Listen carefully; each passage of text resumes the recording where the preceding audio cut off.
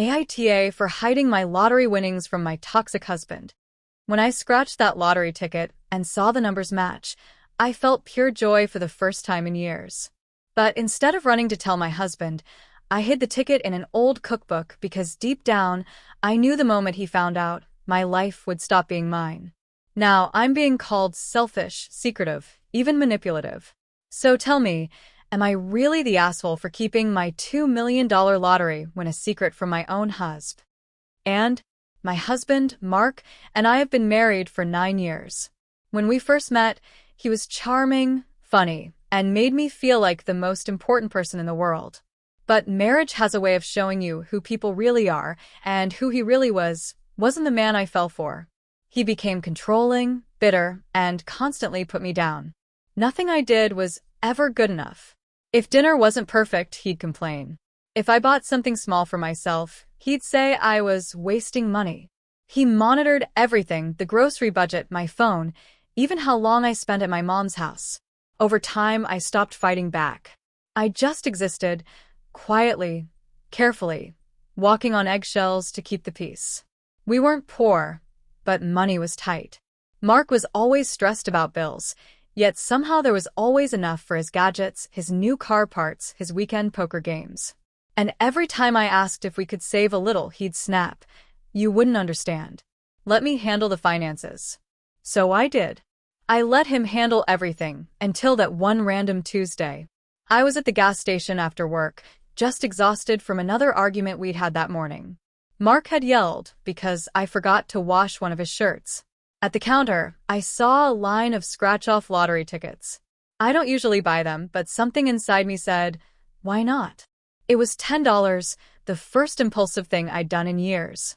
When I got home, I hid in the kitchen, scratching it while dinner cooked. And then it happened. The numbers matched. At first, I thought I was reading it wrong. But I checked again. And again. Then I saw it, $2 million. I nearly dropped the ticket. My hands were shaking, my heart was pounding, and I laughed, out loud, uncontrollably. Then it hit me. If Mark found out, it wouldn't be our money. It would become his. He'd control it, just like he controlled everything else.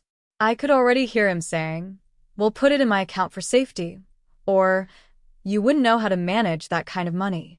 So, I did something I never imagined doing in my life. I hid the ticket. I slipped it inside an old cookbook that Mark never touched, one my mom had given me years ago. Then I called the lottery office the next day, pretending to be inquiring for a friend. They confirmed it. I'd really won. For weeks, I lived 2 lives. By day, I was still the obedient wife, pretending everything was normal. But at night, when Mark snored beside me, I'd sneak into the kitchen, open that cookbook, and just look at the ticket. It wasn't about the money. It was about freedom. That little piece of paper felt like a lifeline, a way out of the suffocating life I'd been trapped in. But I also knew I couldn't cash it right away. Mark would notice any sudden changes. He'd question everything, a new car, a new outfit, even if I smiled too much. So I made a plan. I waited 3 months until the day my friend Jenna, my closest confidant, offered to help. She had a cousin who worked in finance and helped me set up a separate account under my maiden name. We filed everything quietly. No noise, no traces. I claimed the winnings privately and deposited most of it into that hidden account. I told the lottery board I wanted to remain anonymous, which is legal in my state. The moment that first wire came through, I felt alive. I started saving. Quietly. Planning my exit.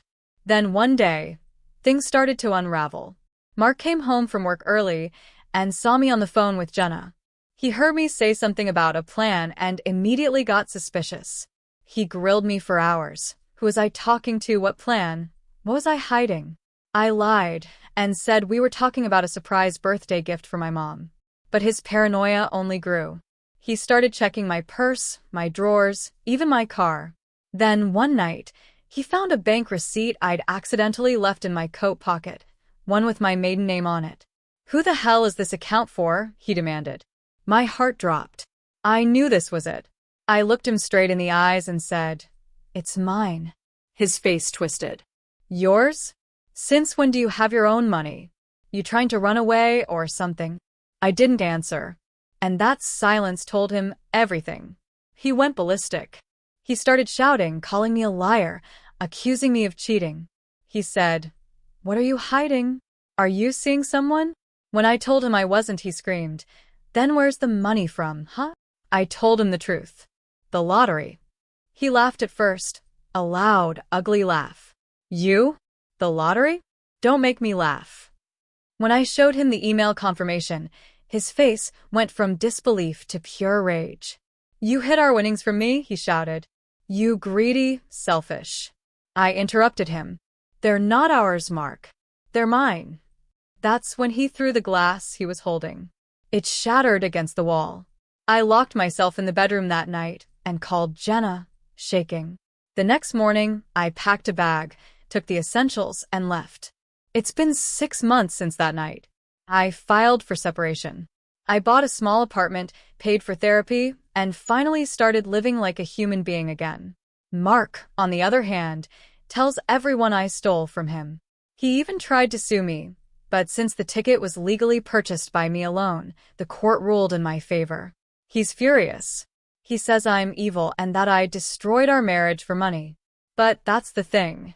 It was never about the money. It was about freedom. For years, I was trapped in a relationship where I had no control, not over my finances, not over my choices, not even over my own happiness. That lottery win wasn't just luck. It was an escape hatch.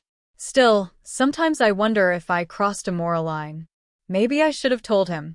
Maybe marriage means sharing everything, even with someone toxic. But then I remember all the times he made me feel small, worthless, and powerless. And I remind myself that I didn't take anything from him. I just finally took something back for myself. So here I am, living my own life, with my own money, my own peace. But every time someone asks what really happened between us, I can see the judgment in their eyes. They say, "You should have told him. He's your husband." Maybe they're right. Maybe love means honesty, no matter what. Or maybe, just maybe, love should never mean surrendering your freedom. So tell me, AITA for hiding my $2 million lottery winnings from my toxic husband?